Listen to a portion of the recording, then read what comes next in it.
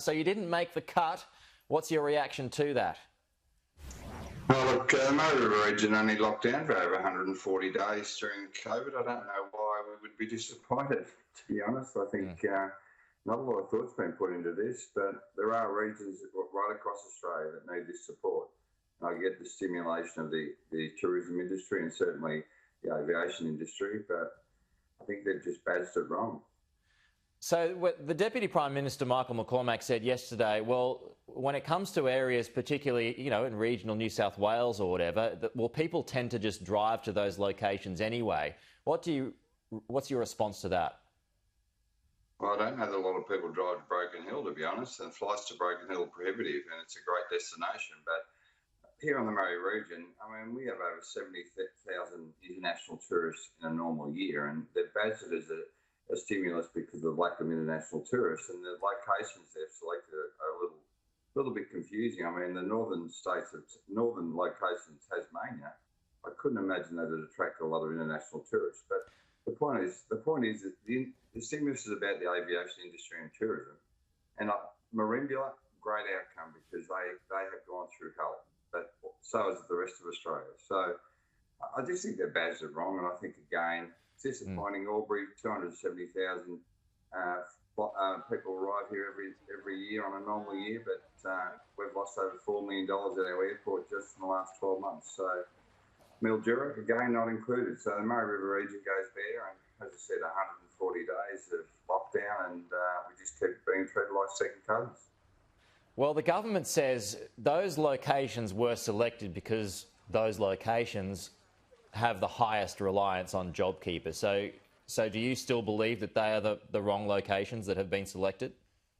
Well, the government, again, didn't indicate that in the news release or the media release. They're doing cobbling it together as they go because people like yourselves keep asking the questions. So it's sort of something that's by design, I think, at the moment. But as I said, I understand the need for stimulus. I understand the purpose of the aviation industry and tourism, but I just think they've picked a few of the locations that are a little bit average and a bit dodgy. But at the end of the day, if that's what they're doing, understand it fully, but make it clear and communicate that clearly to us, the community, and the leaders of our community. Okay. So the government has also added a few extra locations, so that must give you hope, right? Oh, look, and I don't purport to throw the baby out with the bathwater here. I think it's important that we advocate equally for every regional location. Everyone can't be included. I get that 100%. But the reality is the initial release talked about international tourists. There was no guidelines and no criteria.